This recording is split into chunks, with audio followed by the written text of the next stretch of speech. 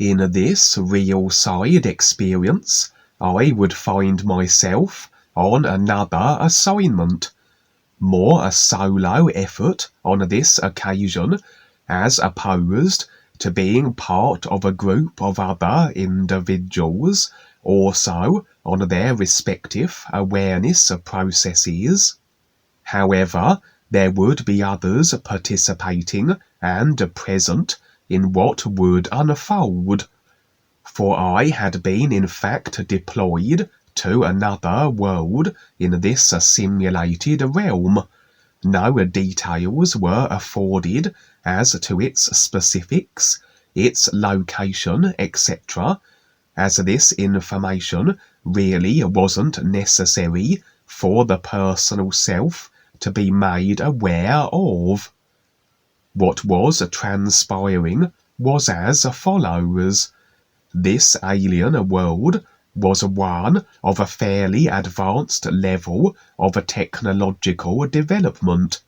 The predominant species were humanoid in appearance, as far as I could tell, for the only members of the species I encountered would be those featuring directly in the experience, and they would be wearing protective suits of a kind, and so their bodies were concealed. My impressions were that their technology was to the extent that they were a space-faring people, though I wouldn't visually verify this, as the experience would be focused on an area of their planet far removed from their cities and habitable zones. For indeed, the experience would open up in a jungle setting. The alien planet, although boasting a highly developed, technologically orientated peoples, still retained vast areas of it as a natural environment. They had extensive and exotic jungles.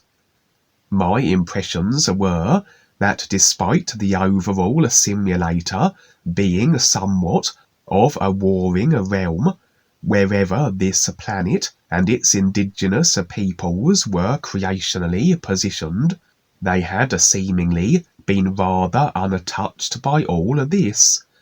They had had no direct conflict or dealings with the more aggressively inclined species, such as the reptilians, and they were not a species that were being controlled by another covertly, such as the humans.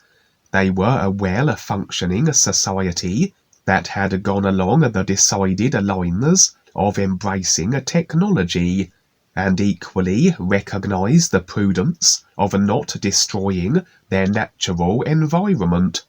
The overall impressions were that they were a species of a particular consciousness, that were not in any way dark force affiliated, or with any inclination to interfere with other species, to dominate or subjugate them, for as I said, they had the capability, the technology, to venture into a space and potentially pose as a threat to a less advanced species, but rather kept themselves to themselves, which seemed to work for them.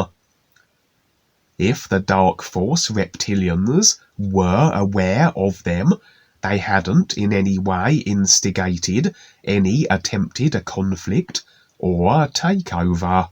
So it was rather gratifying that not every planet in this creation has fallen into a reptilian domination or is locked in a conflict with them. However, the species and their planet were not beyond the dramas and trials of a cause and effect creation, for there would be another planet that existed in the same system as their own, one that supported life also.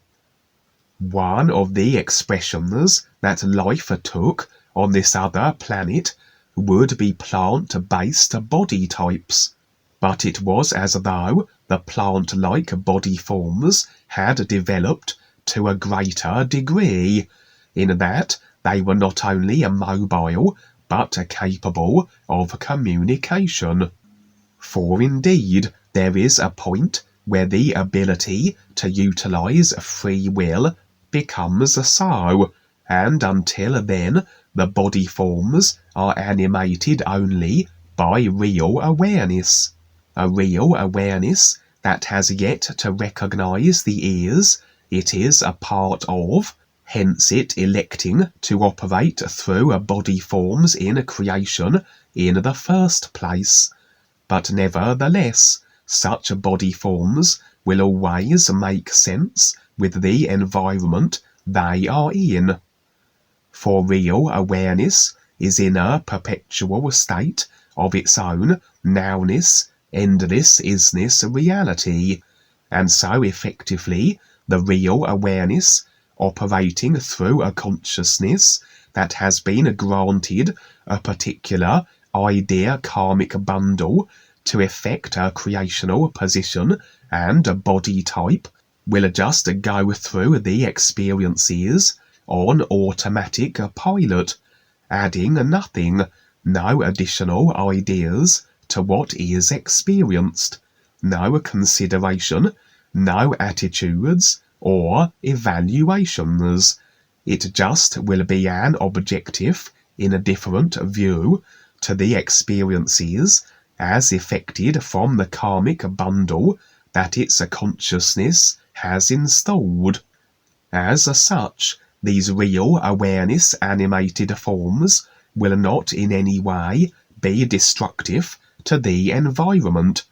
The programs that are the particular species consciousness ideas will simply be carried out as behavior traits accordingly, whatever they might be. At a certain point, a body form is assumed where free will is made available. Free will is effectively the formulation of the secondary self, the personal self. It is the utilizing of the body vehicle mechanics to create ideas in addition to what is being experienced, and as this is done, so a shift from the everything isness real awareness to the secondary personal self becomes so.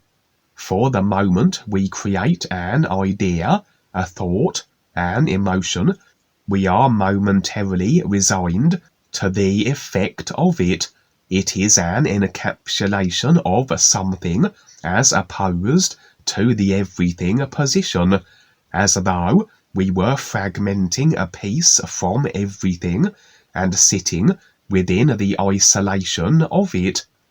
But this is a necessary procedure, as this provides the means of recognizing the everything isness by isolating a piece, a part, sitting within it, and recognizing the difference between the two positions.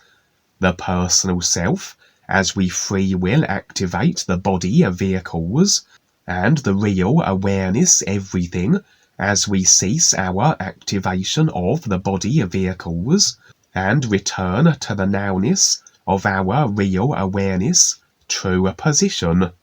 On our planet Earth, it is the plant and animal forms that are those which are directly animated by real awareness, absent of a free will utilizing a capability, and the human body form where free will is available, and which then will house not only the real awareness, but the personal self also, almost as though two versions of ourselves occupying the same body, one being that which we actually are, the real awareness, the other being our creation, the personal self, which becomes so as we utilise free will.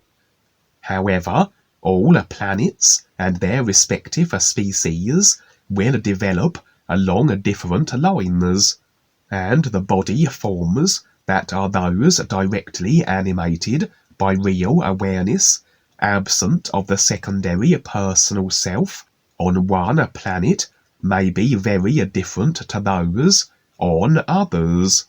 And we see the reptilians as being the equivalent of the humans, in that the lizard forms are that which became as the predominant secondary personal self-containing forms, as opposed to the human primate. And so it was that on this planet, in a close neighbouring proximity to the technological humanoid species home world, so many of the plant species were body forms where free will was granted, and where a secondary self had become so. There would be a particular plant species among these that had the capability to traverse space, a very robust and resilient plant body vehicle indeed. And so it was that vast numbers of them had left their own planet and had invaded effectively the humanoid aliens' world, settling in the jungles predominantly. Although my impressions were they did this not out of malice, that they harboured no ill intent or want to bestow harm or destruction on the planet they now had settled upon or its species. However, as it transpired, something of the plants, some aspect of their biology, had it that they were very toxic, not to anything on their home planet, but certainly to the planet they now were on. They were effectively a biohazard, and their mere presence was causing a great destruction to the jungles they were settled in, a destruction that spread like an invisible plague, that ultimately would not only devastate the jungles, but eventually impact the cities of the indigenous humanoids and the humanoids themselves. The plants seemed oblivious to what they were causing, perhaps not recognizing the detrimental impact they were exacting, for naturally, as they didn't cause such to be on their own planet, they may not have realized they were doing so on this new planet. And so it was that the indigenous humanoids had determined the invasion of this alien plant species and the destruction they were creating by their presence, the threat it posed to the entire planet, and decided the only course of action was to destroy the plants. This is where the experience would open up, in one of the jungle areas the plants had settled within, where a team of the humanoid beings had been deployed to begin to clear the plants.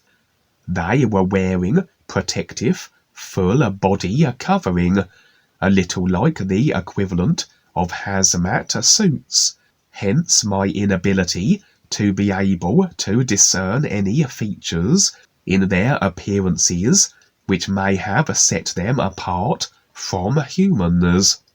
Also armed with sophisticated weaponry, for they were aware of the robust nature of the plant's body forms. They were able to traverse space, as I said, and so extreme firepower was required for the task. And this is where I came in, as I would in fact be infiltrating this plant dispatching team, assuming the same body type and wearing equally one of the protective suits. The real awareness was affording my personal self everything I needed that I would not be exposed as an imposter, able to speak their language, know of their social consciousness and psychology, etc. And as we proceeded through the jungle, we came upon the first plant. Surrounding it was the devastation it had unknowingly caused, as everything around it was in a state of decay. But as the team raised their weapons, I would halt them in their tracks. I would venture a suggestion that hadn't been considered, as the humanoids had a singular objective, that of destruction of the plants. I would suggest the possibility that I might attempt to communicate with the plant. My team looked somewhat confused, as they didn't understand how this would be achieved. The plant seemed sentient, it was mobile, but by all appearances lacked communication capability. The humanoids possessed of the same means of communication that humans of Earth have, that of a verbal, audible exchange, and the plants clearly did not, and so the team were at a loss as to how such would even be possible. I convinced them to let me try. They agreed, and I approached the plant, as the rest of the team stood back and observed from a distance. Once again, the real awareness will afford the simulated self all that is required for the execution of our assignments and endeavours. The personal self really just sits back and observes what's taking place without interjection. It can almost be like our body is being completely puppeteered by our real awareness on occasion, that everything then goes exactly to plan. And so it was here, as I stood before the plant, that communication was possible, that indeed the plant species lacked the ability for verbal exchange. They were in fact telepathic, and so this is how we proceeded to interact. The closest approximation appearance-wise would have been a sunflower, with the same general design, though a very exotic coloration, and like a sunflower, it was very tall. The humanoids and the humanoid body I was mimicking and in the form of were whatever height they were. There were no humans to compare them to, or means of measurement, so species stature couldn't be determined, but the plant stood several feet taller than myself. It would somewhat lower its head, bending at the neck like a stalk, its form far more mobile than your typical earth plant, and we would engage in a telepathic communication. From the plant I would learn of the reasons for the choice of its particular species to leave their home world. They had in fact evacuated. For it seems that certain plant species had, as I said, developed along the lines where the body form possesses of free will and a secondary self, as this particular species had. However, such plant forms were not the predominant species. Another humanoid body type, not dissimilar to the ones on the planet I currently was on, would occupy the planet's top spot, so to speak.